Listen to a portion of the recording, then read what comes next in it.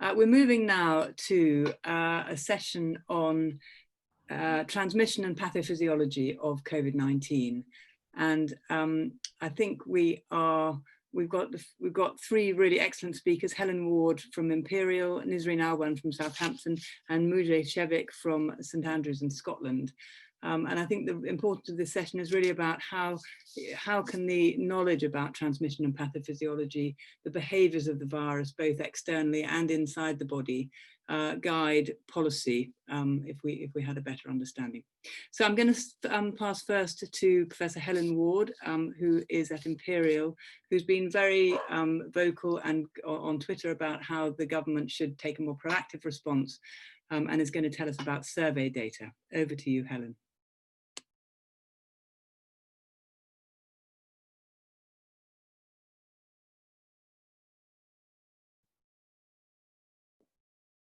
Okay, thank you very much, Fiona, and I hope that you can all see my screen. So thanks for the invitation to speak today and for organising this fascinating, it's a really important event, I think. And I've been asked to talk in this session really on what do we need to know on the topic I've been given of survey data.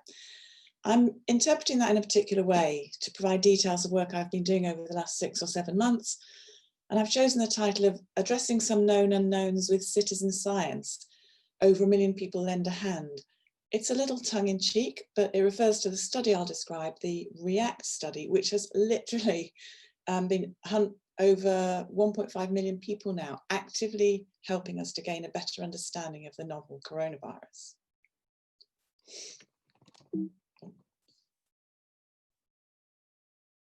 So since 1984, it's a long time now, I've been working as a clinician and then researcher in the field of HIV. And one of the many lessons that's relevant for the COVID response is the recognition that it's essential to, what we say, know your epidemic, time, person and place really, in order to guide your response. And this was an approach promoted in the 2007 UNAIDS report. For COVID, actually, we have incredible amounts of routine data, and we have tracked the epidemic daily since the first cases were identified. Countries and global institutions have published cases, admissions and deaths, but these really are not enough. If you want to know your epidemic, how do you relate it to these data? This infodemic of information, what remains unknown? We could do a whole session on this, on these particular charts, but this perhaps one example is sufficient. On the left, this is UK data from yesterday. We see the number of daily cases testing positive. The number of cases now, November, is higher than ever. That's what it looks like on this chart. It also, so it shows in the April peak, it looks like a little blip now. It doesn't really look very impressive at all. And we've got far more than that now. But both deaths and hospital admissions tell a different story. There were twice as many hospital admissions in April as there are now, about 3,000 a day compared to 1,500 or 1,600, and far more deaths, about 1,000 a day back in April and 400 or 500 a day now. So we have this knowledge, but actually we need to do quite a lot of work to interpret it. One of the questions we need to ask is, how do numbers of positive tests relate to number of cases? And we've already seen this morning quite a lot of reports of numbers of cases that have been diagnosed and reported, but not as much on the underlying number of cases, and more than that, the underlying number of infections. Now, this is the sort of stuff that those of us in infectious disease epidemiology teach students all the time, and I'm sure they sit there and think, oh, you're overcomplicating things, but it's critical. If testing expands, the number of diagnosed cases goes up. Is that a good thing or a bad thing? For much the same reason, despite myself having spent 2 decades researching chlamydia infection, for the most part, I still don't really know whether it's going up or down in the population, because a lot of it's asymptomatic. The amount of testing basically gives you the number of cases that you diagnose. And so those trends really don't relate very well to the underlying trends in incidence. So one way to know your epidemic better is actually to try and bypass the influence of diagnostic test availability and do surveys. so that we get around this bias of the amount of testing available, the accessibility of that testing, whether that is available to everyone and whether it's taken up and who takes it up. So doing surveys of prevalence in a random sample of the population is a kind of gold standard, if you like, of doing this. So you approach a random sample of the population, they are consented and asked to complete a survey about symptoms, socio-demographic factors, behaviours and risks. So in addition to maybe getting the prevalence of infection, you also get more detailed information about risks, which again is often quite limited when you look at routine case data information. So this is a classical cross-sectional survey. And in April this year, we designed the REACT programme. It stands for Real-Time Assessment of Community Transmission. And it includes REACT-1, which is a study of SARS-CoV-2 virus prevalence, and REACT-2 is of the antibody prevalence in the community. And it's funded by the Department of Health and Social Care, covers England, not the whole of the UK, and logistics are provided by Ipsos Mori. So we wanted to achieve a large enough sample that was representative, that was big enough that we could detect variation by areas, by socio-demographic, clinical and risk factors. But we started this in lockdown, remember? So it was a challenge, and we didn't want to get tens of thousands of people having to traipse along to testing centres, or even to have to be visited in their homes. So we actually made the most we could of getting people to take their own samples. So people do self-swabbing for a nose and throat swab for the RT-PCR tests in REACT-1, and with the antibody, we opted for using home sampling using a finger prick and home testing using a lateral flow device. But you can't just roll that out without any preparation. We had to make sure they worked. So we did a very extensive real-world evaluation of the validity of the tests, the acceptability and the usability of these tests when used by random selections of the population at home. So REACT-1 measures the prevalence of the virus in the community and includes children from age 5. The first results were at the end of May, over here on the left, and the black dots are the daily prevalence measured in this study, and the grey error bars show the confidence intervals. This methodology, so this in May was really a kind of baseline prevalence at the end of the first lockdown. The methodology allows us to distinguish positivity in those with and without symptoms, and we collate information on CT values and whether samples are positive for one or both genes, E and N. And so we can actually do some more interpretation of what these positive samples mean. The start of the second wave was clearly signalled here between August and September, between our rounds 3 and between rounds 4 and 5. And you can see how steeply it's continued into round 6. What REACT-1 can also do is it can show model changes at a local level, very local level. So this one on the left shows us the change in prevalence from round 5 to round 6. So basically from end of September to the end of October, broadly, that's when they started. And you see some of these areas in the northwest, around Manchester, in Yorkshire and Humberside, went up by 1.5, 1.8% in that month. What we were also able to do is within round 6 itself, so this data collection takes place over a 2-week period, to actually show that from the first to the second half of that study, in some areas, the prevalence actually started to go down, and that can be then correlated to the control measures that are taking place there. This REACT survey can also show changes by age, and I'm just using this as an example, but by other factors. And this again is rounds 5 and 6, showing an increase in all age groups in prevalence, but between rounds 6A and 6B, there's an increase in some, a bit of flattening off, but actually a decrease in the children aged 5 to 12. So moving on quickly to REACT-2, which is actually a more complex set of studies with the widespread use of home testing. Now, there's been a lot of debate about these lateral flow tests, and their validity is questioned by lots of people. So before we went into the study, in 100,000 people, we tested it with NHS staff known to have had SARS-CoV-2 at least 21 days previously. But rather than using sera, which a lot of evaluations have done, we actually asked the staff to perform the test themselves using a finger prick. And this did show a different performance than some of the laboratory-based evaluations. We also did, and this is something that I was very keen to do, a very big public involvement exercise on the acceptability, the usability. We co-designed the instructions for these packs, and then we did a usability study in about 15,000 randomly selected people. So we selected the best performing test. These are the kits that get sent out to people. And because we know the sensitivity and specificity by our earlier work, we are able at the population level to adjust for these to get a better estimate of population prevalence. The first round of this was at the end of June, and I'm mainly going to just show you these results, obviously quite quickly. So people do their own test and they upload a photo of the test cassette. The overall prevalence, so we got just under 100,000 tests with either a positive or negative result, and 5,500 positive. So the adjusted prevalence and weighted to be representative of the population was just under 6%. Now this suggests that around 3.4 million people in England had detectable antibodies at the time, just at the end of the first wave. So we estimated the overall infection fatality rate from this, but just compare that 3.4 million people infected with the case data that I showed you earlier.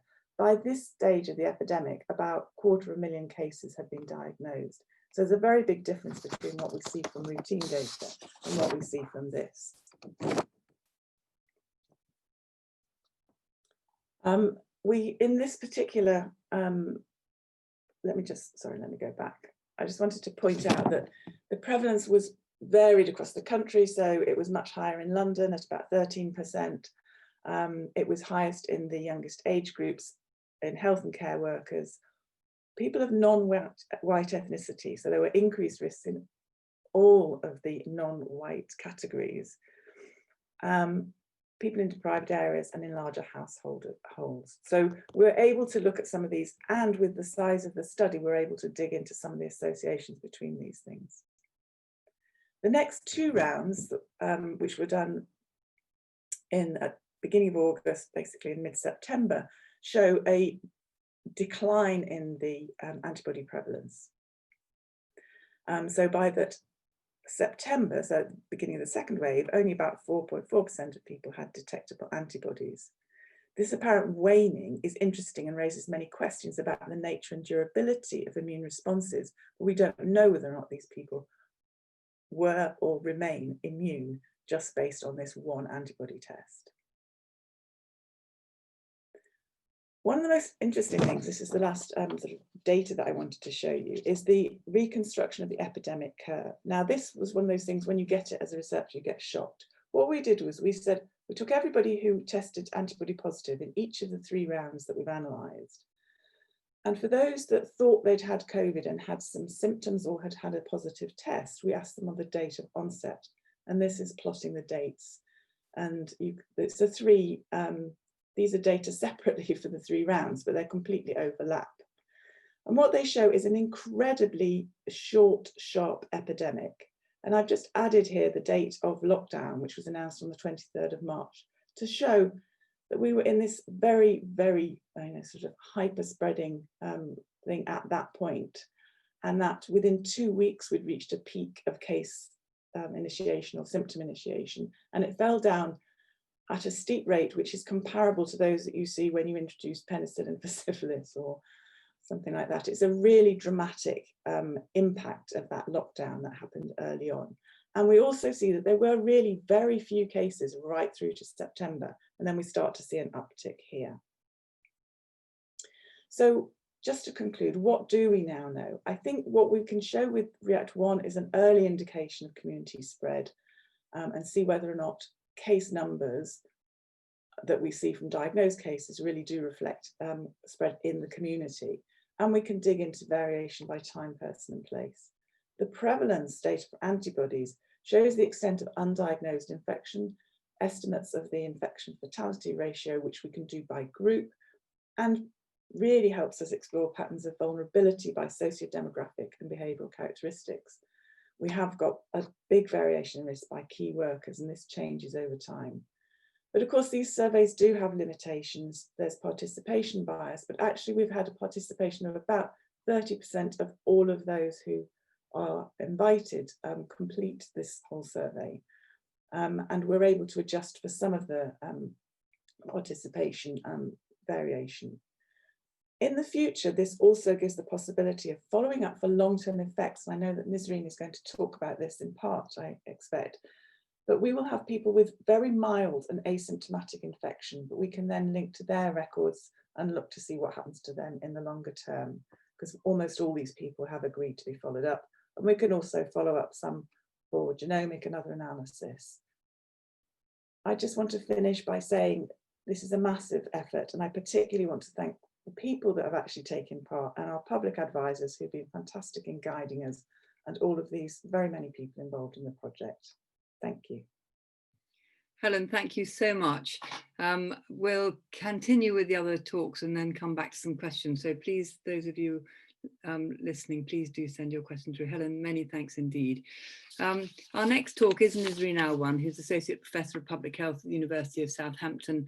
And Nisreen is someone who's been very visible, prominent in an excellent way around particularly the morbidity associated with COVID-19 and in particular long COVID. So Nisreen, welcome and look forward to your talk on morbidity data. Thank you so much. Thanks very much for inviting me. I hope you can see my slides. Please tell me if you can't. But basically, I'm going to talk about COVID-19 morbidity, and there is no shortage of known unknowns in this area. So at the start of the pandemic and up to recently, really, there's a story all of us heard, you know, in the science for the public is a very black and white story. So you either could get the infection severely and could, you know, have a high risk of death from it, or, you know, for the majority of people, it would be, you wouldn't feel it at all, or it would be a very mild, short limiting illness that you would recover from completely. We know now that this is not the case. There is this big grey area where people are ill for a considerable amount of time with varying severity. So we do know now that survival from COVID-19 does not equal recovery.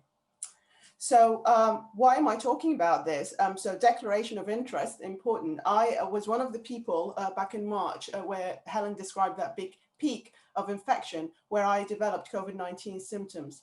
And I never really fully recovered after that. So come the summer, I had my, obviously patient hat, but also my epidemiologist public health hat on. And I was thinking, nobody's measuring this. Nobody's measuring morbidity from this illness. The statistics that we were seeing were, you know, the number of deaths, the number of lab confirmed cases, number of hospital admission. Nobody was looking at quantifying the morbidity generated by this pandemic. So I started talking about this and writing about this. I talked about recovery and how recovery was a very simplified notion at the time. You could it could either be defined by discharge from hospital, or maybe in some settings it's testing negative after testing positive, and actually it wasn't that, because the illness that I was experiencing and so many others at the time with lots and lots of stories wasn't a simple illness with such a black and white picture. It was more of a fluctuating illness, and characterizing recovery was really central to that. So then the patient-made term emerged, long COVID, at around that time. People started, basically social media had a massive role in this. People were talking about not recovering, were talking about the type of symptoms and the pattern of illness we're having, and this was largely called long COVID. What is it? It's an umbrella term, and I like to define it as basically not recovering from COVID-19 symptoms for several weeks or months, depending on what time cutoffs you use. It happens even in so-called mild COVID-19 cases, people starting with very mild symptoms, maybe worsening over time. So not necessarily in severe or moderate cases. It can be very debilitating. The severity is quite variable among people. and fatigue is certainly a common feature for most people, although not necessarily in every single person with long COVID. There's a very wide variety of symptoms. This kind of figure can show you the wide variety of the multi-systematic disease, not merely respiratory illness. The symptoms, what is the clinical presentation is really varied, from fatigue to respiratory symptoms, cardiovascular symptoms, a range of neurological symptoms, muscle pain, sleep disorder, mood changes, worsening of metabolic disorders such as diabetes, definitely gastrointestinal upset, nausea, diarrhea, bowel changes. Abdominal pain is a common feature. Some people had fever for months and months, not coming and going or persisting, and just non-specific pains, and that feeling of chest pressure, somebody sitting on your chest, eye problem, brushes. So you can see the wide variety of symptoms. Known unknowns. What are the distinct patterns of these symptoms? What does this phenotypic heterogeneity, this variability in symptoms, what does it mean in terms of management of the condition itself? What does it mean in terms of prevention of progression?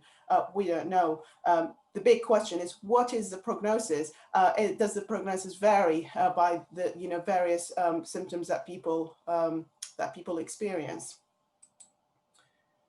How can we define morbidity? So really post-acute morbidity from COVID-19 infection, I can put it under these three headings. One is obviously what I described as the symptoms and the disability that people feel and report, which is known as long COVID, but also where there's more and more report of detected or detectable pathology. So whatever people are looking for now in terms of medical investigation or organ damage, is that also long COVID? How does it correlate with the symptoms in terms of the definitions? This needs to be refined. There is also the distinct, I think, category of of the effects of prolonged hospitalization or intubation. So that can also obviously cause significant amount of morbidity. For how long? So how long do people have it or continue to have it to be labeled as having long COVID?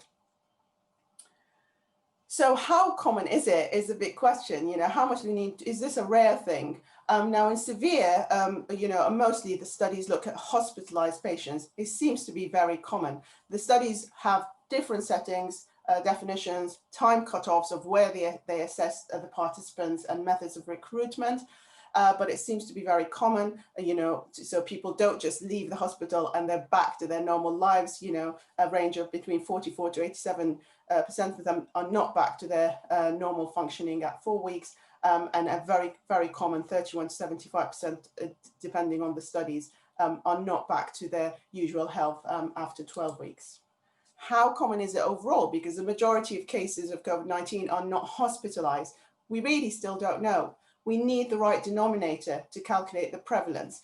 There have been some studies describing long COVID and the symptoms, but some of them are, have recruited from self-support groups, for example, or online panels, and that means, that it's not the right denominator of all COVID-19 cases, or at least all initially symptomatic COVID-19 cases. Some studies that I've selected to quote prevalence here have got sort of the right denominator. So, it seems like at around 2 to 3 weeks of the illness, because remember, initially we were told, the mild form of COVID-19 should be completely resolved by 2 weeks at the start of the pandemic, but it seems there's about a third where this is not resolved. And then some studies following up a bit longer, the prevalence of long COVID seems to range really between 2% to around a quarter, depending on how many symptoms were assessed and the type of the studies. So, but it's really largely unknown, and there, we need much more data about this. We really need what Helen referred to earlier. We need to follow up all the people who are affected with COVID-19 and assess the prevalence. how will we know how common it is? So as I said, follow up with people with COVID-19 infection, whether it's clinical or lab confirmed. And I want to stress the bit about we don't, the cases are not only the tested cases, the lab confirms, particularly at the start of the pandemic. Here in the UK, most cases, the vast majority not admitted to hospital were not tested, so they don't have that kind of test evidence of having COVID-19. And this may continue to be the case because not everybody's getting tested, depending on feasibility, accessibility, and the incentives and the consequences and the barriers attached to testing still. Really, I still think the best way to assess the prevalence is to ask about recovery at a few weeks after the start of infection or the test results. So 4, 8, 12 weeks, asking people, have you recovered completely? Are you back to your pre-infection health before the pandemic, unusual activities? And that can be tricky because our lives have changed. So to assess that can be tricky, but perhaps less tricky than trying to clinically case define long COVID, because we don't know so much about it now until we research it a bit more. So we need to, and those who don't recover, we need to follow them up to characterize, if they do eventually recover, the progression of disease and organ-specific disease.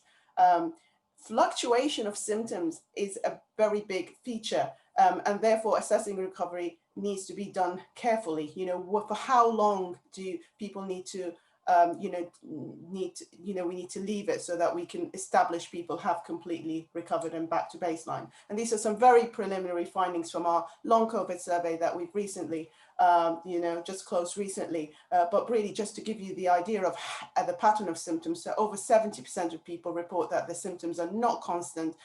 They come and go, or they fluctuate throughout, and they can be triggered by all these different things. So people, and indeed similar to me, I now have learned what triggers on my symptoms, and so you can predict the pattern of illness. And actually the patients are still the experts in long COVID, experiencing this. In terms of organ damage, some worrying studies finding some, some evidence of organ damage even in those with mild cases, including cardiac inflammation. What does that mean in terms of prognosis? We don't know. The underlying mechanisms are unknown. Is it mainly inflammation? Is it, some sort, is the virus persisting in some way, reactivating? We really don't know. What's the role of genetics? What's the role of the host immune response, and whether there are different virus strains causing different, long COVID. Is it post-viral syndrome or post-viral fatigue syndrome, which is basically where people can get a virus and have persisting issue for several months? Some might fit the pictures perfectly, but not everybody. Is it ME, myalgic encephalomyelitis, chronic fatigue syndrome, which is actually a condition which has been largely neglected in research, so not understood in itself. Again, clinical picture in some long COVID patients can be similar, but not everybody. And I just want to highlight this vicious cycle of anxiety. A lot of long COVID patients, particularly those who have no test confirmation, have been labeled with anxiety, but actually the anxiety is generated by the illness, by the debilitating symptoms, unknown duration, unknown prognosis, no available effective treatment, and that is definitely exacerbated by inadequate recognition by the health services, which hopefully is now improving. Some more unknowns. Who's at risk? Very initial evidence can tell us that maybe it's more common in women, which is interesting, as opposed to mortality and severe disease. How can we treat it? How can it be prevented in the acute phase? Can we do something in the acute phase of COVID-19 to prevent progression? What are the clinical and surveillance case definitions? What is the burden on the economy and service use? Big question. We need to quantify this to understand the burden on productivity and the economy. And can long COVID, the big question, can people get reinfected? People quite anxious about this. Does that mean deterioration? So question about the immunity. Some guidelines, initial, definitions from Nisreen in the UK. There's some investment in terms of the, here again in the UK in NHS assessment clinic, again, what happens, what sort of treatment can be offered. And I just want to touch on the patient, the force of the patient-driven recognition of long COVID, you know, with the name and describing the symptoms, and actually people not feeling well, but actually doing a lot on trying to recognize this condition. We started a social media kind of hashtag of Count Long COVID a couple of months ago, and it's really great to hear people talk about it now, and actually government considering it and trying to implement that. And the last question I have, does long COVID affect different groups in society equally? I think for this one, I can probably guess the answer. No, it doesn't. People who have long COVID, obviously people who get infected are more likely to have long COVID. So it is very much expected. We see the same or even worse inequalities in terms of socioeconomic status, poverty, people in front-facing, key worker positions, people in crowded housing, ethnic minorities, not able to get prolonged sick pay, having to go back to work when they're unwell, not able to get benefits, so not able to recover completely. Big questions about inequalities for long COVID. Thank you. Fantastic, Nisreen. Thank you so much. So many known unknowns, and lots that will, huge challenges for clinicians and for researchers. So thank you so much. We'll have many questions for you at the end. Thanks, Nisreen.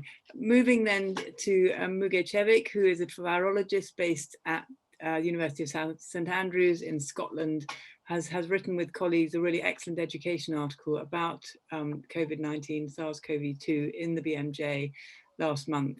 And we are very pleased to have you here, Muge, to talk about transmission routes and dynamics.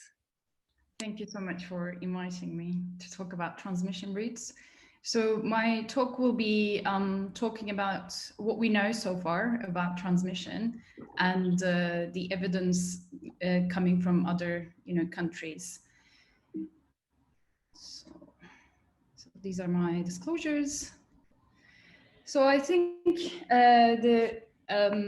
we're dealing with a virus that thrives on human contact, and I think coronavirus made us wake up that we don't fully understand not only how coronavirus transmits, but how other respiratory virus transmits as well.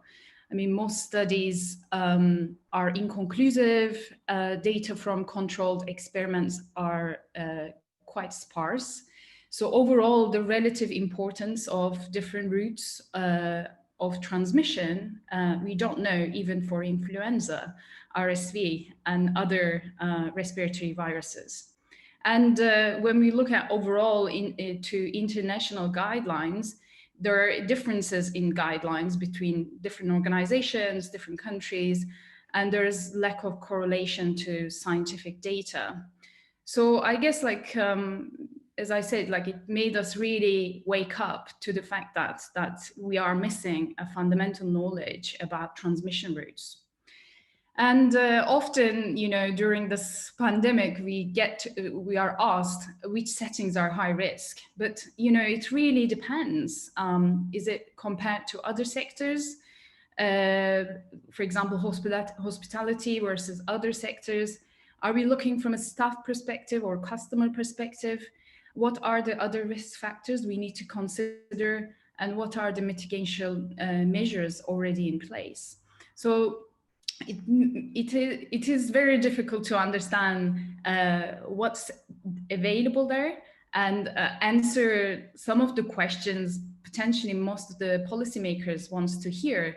Most of them are they want to hear quite clear answers.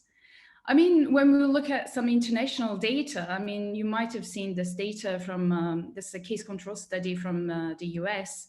What they looked at is close contacts, those people with known COVID or going to locations that offer on-site eating, drinking options were associated with COVID-19 positivity.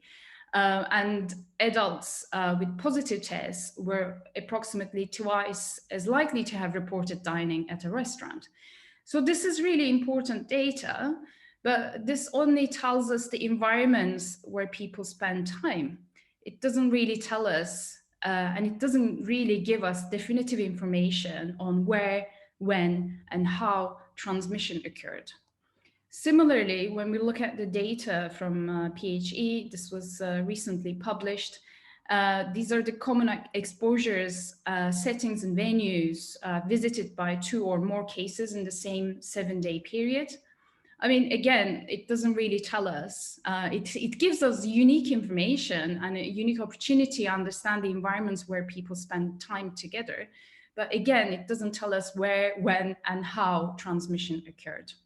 So, I mean, understanding where transmission takes place, modes of transmission that's the reason it's very challenging. It requires data from multiple approaches, including outbreak investigation, case control studies, surveillance studies, intervention studies, lab data, and modeling. And generally, what data we have may be skewed towards settings where data is available.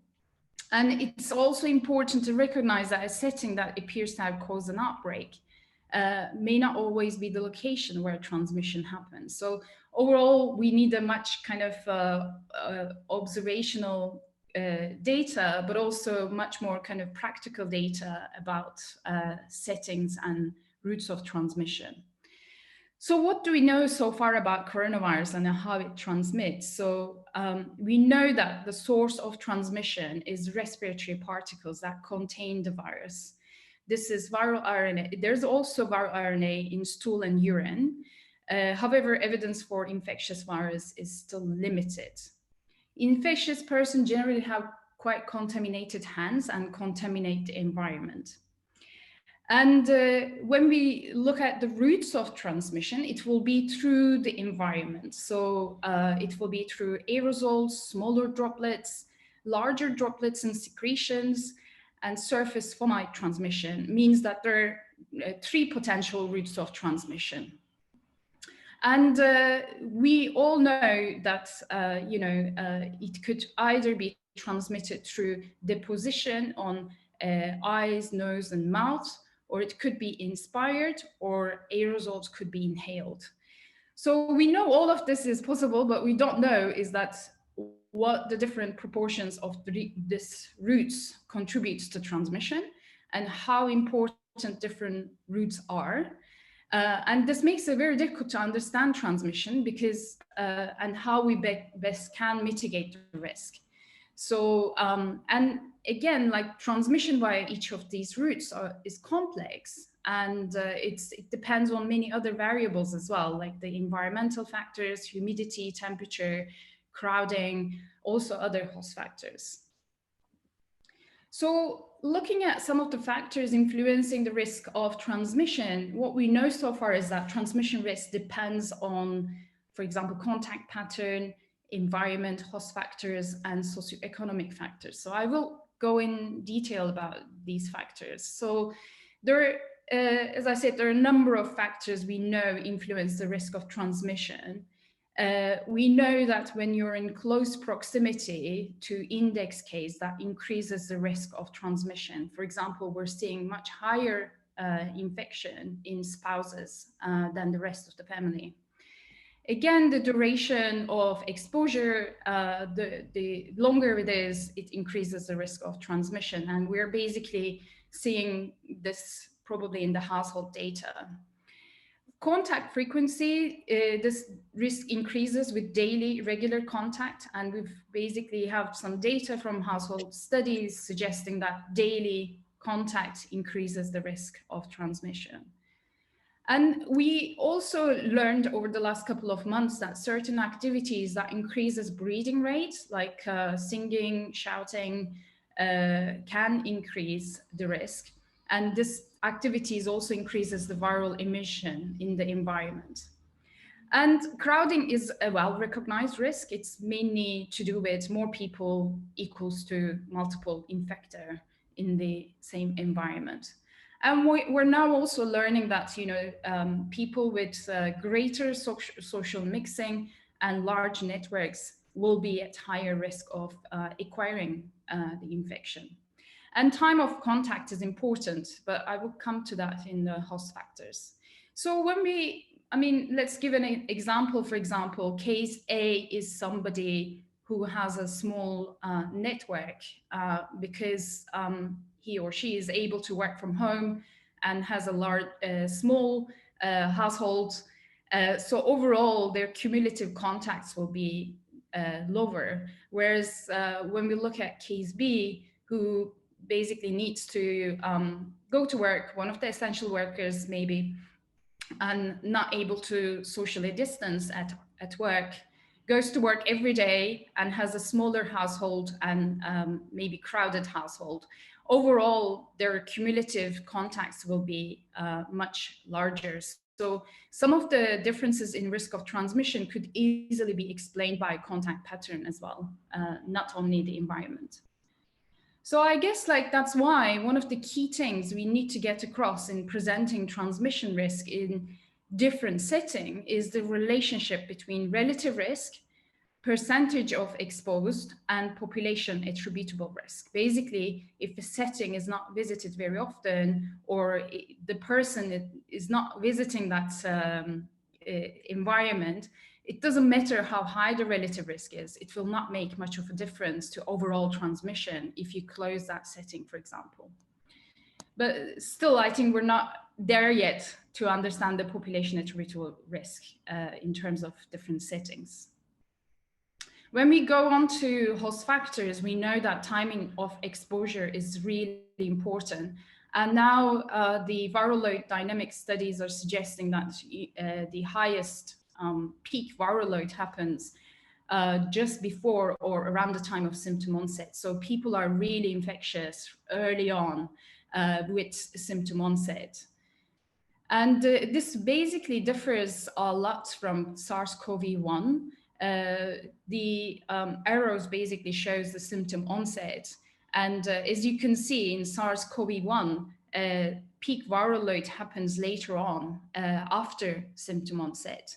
So basically this makes SARS-CoV-2 really efficient in spreading because people start spreading it before they realize it. And this basically observation is also supported in contact tracing studies demonstrating majority of transmission actually occur within the first 5 days after symptom onset. This in the study looking at close contacts of confirmed cases, they found that secondary attack rates were higher both in all and household contacts if exposed within the 5 days after symptom onset.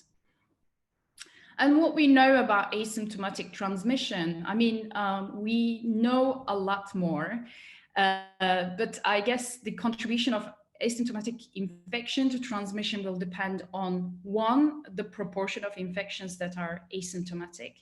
Now we now know more, the proportion of people who will remain asymptomatic throughout the infection, and it seems to be around 20%. The second important thing is the relative degree of infectiousness. And now we have a little bit better understanding about their infectiousness. So it seems like they're 1/3 as infectious as symptomatic people. Third factor is the relative number of contacts of asymptomatic cases. So I guess this is the main kind of problem, because these people will feel well throughout the infection. They may have more contacts. So I guess we still have a lot to learn, but it seems like it's becoming much more clear now. So coming to the environment, I think we now know that transmission is more likely to occur indoors. So this is a study from Japan. They basically traced the contacts of 110 people with COVID-19 and found that transmission risk was 18 times higher in indoor settings compared to outdoors. And so far, there's almost no evidence of transmission outdoors unless it's a face-to-face conversation. And we know that there's increased risk of transmission with prolonged indoor contact, especially in crowded indoor settings. And we've also seen larger outbreaks reported in long-term care facilities like nursing home, homeless shelters, prisons, meat packing plants. I mean, these findings emphasize that probably contact pattern, environment, duration of contact, everything basically contributes to the risk. And we also need to think about the, long-term care facilities and the community network, because some staff working in these settings are, the data basically from US and Canada shows that staff residing in those settings are in the top 25% worst hit by, in terms of deprivation score. Looking at socioeconomic inequities, I think this is a really important topic, and global figures suggest that there's a strong association between socioeconomic factors, deprivation, and risk of infection. And this is data from PHE, and basically this shows that highest level of deprivation, areas with highest level of deprivation showed high rates of infection. Similar figures are coming from Canada. And also we're seeing there are differences in terms of race and gender also. And similar figures are coming from the US as well. And this has this overlap basically influences the causes of mortality, and we can see this mortality and deprivation relationship in this figure, and this is from Scotland.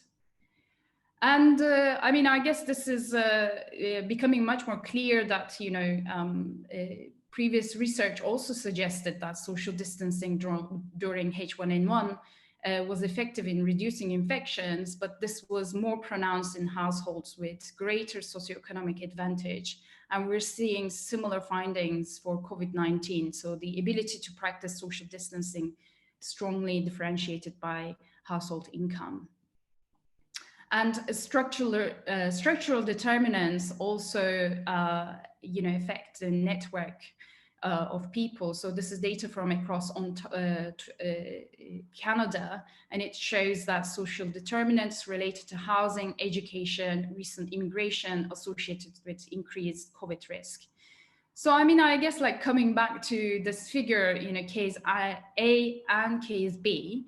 So this is basically shows the disproportionate exposure risk, and this also differential onward transmission risk between case A and case B.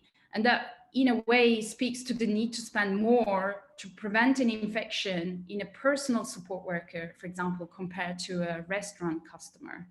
So it may be, acquisition may be the same in a restaurant, but for the restaurant customer, in case A, it will be likely a terminal infection, whereas for people with big networks, preventing that infection pays huge from a public health perspective.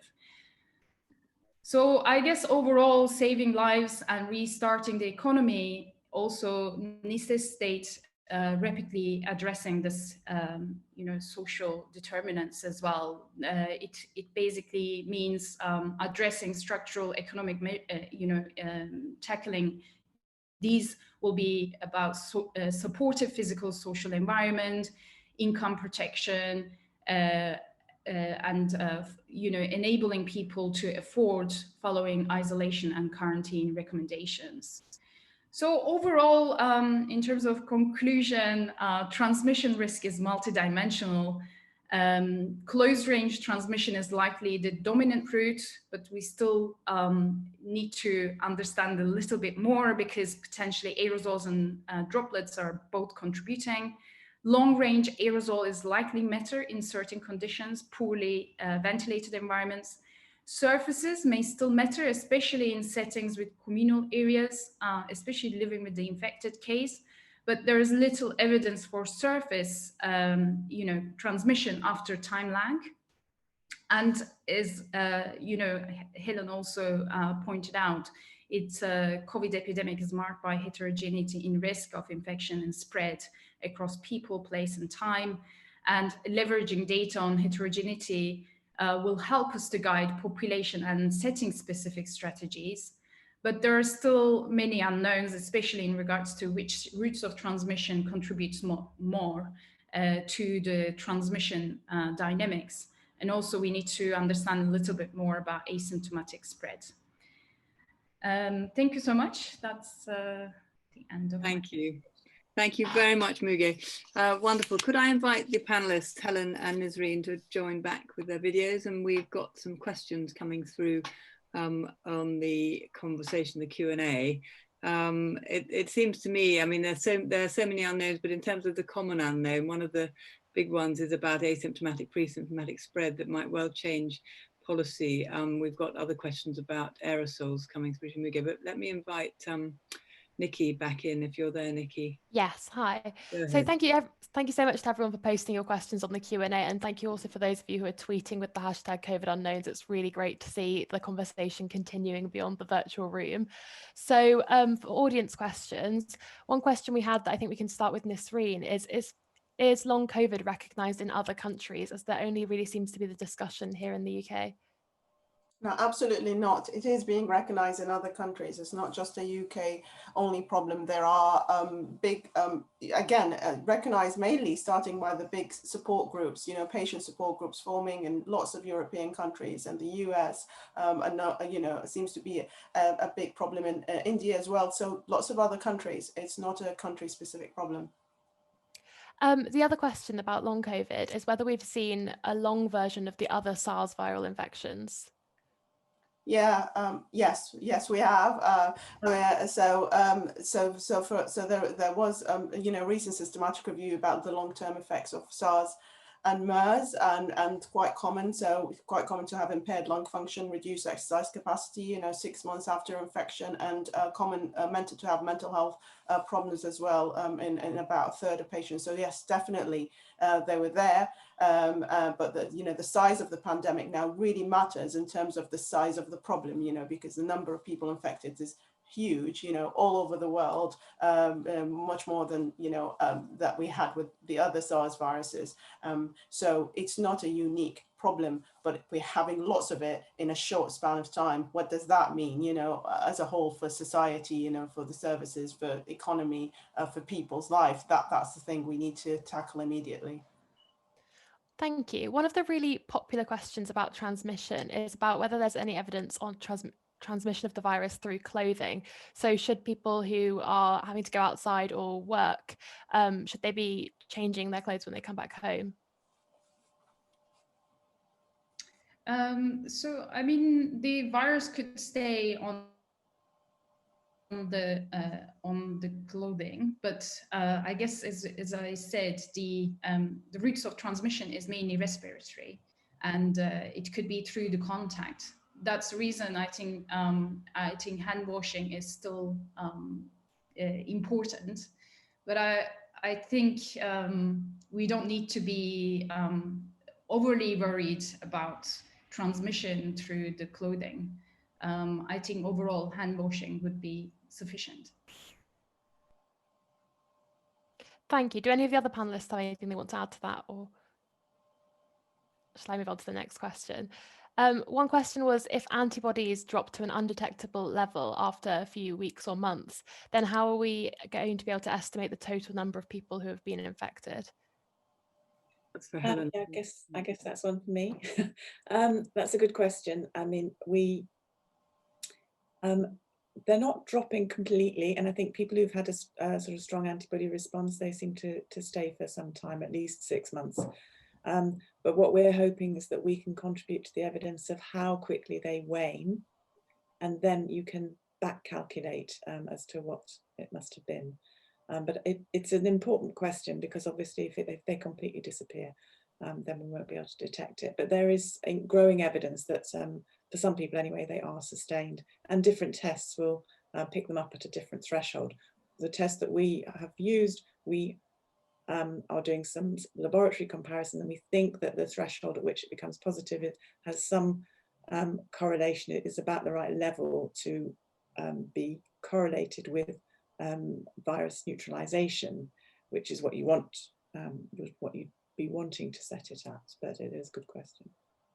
Can I very quickly comment on that in the context of long COVID? And I think this, kind of unknown about how long do the antibodies last really affects patients with long COVID, because it could, people, have been, asked to produce this evidence, test evidence of either PCR test or antibody test, and this could be deciding the type of treatment management investigations patients are having. And it's really important for everybody, healthcare professionals, public, all the scientists, to understand that this shouldn't be a deciding factor because of the unknown of, you could easily have had the infection and had the antibodies and waned by the time you were tested. So that's an important thing to recognize. So that thing about the testing in long COVID, I think we really need to focus on the clinical picture and trying to understand it a bit more until we know more about which test would be accurate. Thank you. Another question that's come from our audience is whether climate and environmental factors such as temperature and humidity have a role to play in transmission. Yeah, I mean, what we know so far is that, the virus could basically remain viable in low humidity and dry kind of temperatures. So the fact that we're going into winter, that basically, it kind of tells us that we need to be much more careful. And also, I think we know that low temperature can also help virus to survive more. Overall, I think for going into winter, we need to basically ventilate indoor spaces, but also ensure that we, ensure the humidity in the indoor space. Thank you very much, everyone. Nikki, there's probably just one more question, and then I've got one I would like to ask, which I think comes also through the audience, but you choose one more and then I'll... Sure. So one other one is, the question is, what is known about the infectious period? So is the current advice to quarantine or isolate for 14 days, is that right? What do we think? Well, I'll start on that. I think, none of the studies that we've described answer that question because we've not been looking at transmission studies. I think that there is, I've noticed some questions in the Q&As about the CT cycle threshold values that we say for a positive PCR test and whether they measure infectiousness. They don't directly measure infectiousness. What we can do is say that, for example, in many of the people that we see, about 30% of them have not had any symptoms that they're aware of. That's in the antibody study.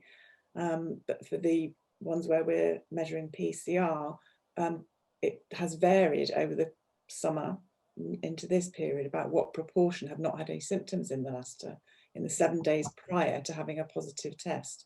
So we can make some inference from that. But I don't think these are the right study designs. So I suspect that number will come down as we understand more about transmission, but at the moment we're being precautionary. Thank you very much. The others, I'm just going to close this now, I'm afraid, because of time. But if I may, I'd like to just ask one more question to each of the panelists. If one of your unknowns, if we knew the answer to one of your unknowns, which would you choose that would be most important in changing the response to the pandemic? Which of those unknowns would most change the course or the response to the pandemic if we had the answer? Sorry to load this on you quickly, but Helen, over to you. That is a really difficult question. I think knowing more about the persistence and meaning of antibodies in relation to immunity and what degree. So I think we can understand a bit more about that by looking at what's the relationship in the population and subpopulations to levels of antibodies, and whether or not they then experience a dampening down of further waves of transmission. So sort of heading towards whether there are bits around population immunity that you can uncover.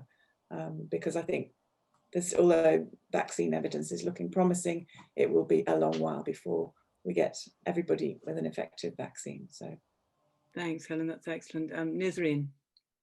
This is the most difficult question I've had for a long time, because there are so many questions about long COVID. They're all important, but I was going to touch on the immunity. In terms of what it means for people with long COVID for the vaccine and for the, whether they can get reinfected. But Helen touched on immunity, so I'm going to choose the one about is there anything we can do in the acute phase of the illness to prevent progression, and I think that needs to be urgently looked at. So people who get COVID, we want to prevent the progression. What can we do? Any treatment, any non-pharmacological interventions we can try. Brilliant. Thank you very much, Nisreen. Muge. Yes, there are so many unknowns, but I think if I had to choose one, that would be understanding population attributable fraction, because I think at the moment we're looking at settings as if they're risky or not risky, but we need to look from a perspective of who's at risk. If the staff is much more at risk than a customer, then we need to do more to prevent infection in that working, class group, for example. So I think that's really, really crucial to influence the policy going forward. Fantastic. Thank you very much, Muge. Thank you, Nisreen. Thank you, Helen. Thank you, Nikki, for fielding the questions. Thank you all for listening. I'm going to hand back to Phil. I think he should be on the line to close this first session of the day. Many thanks indeed.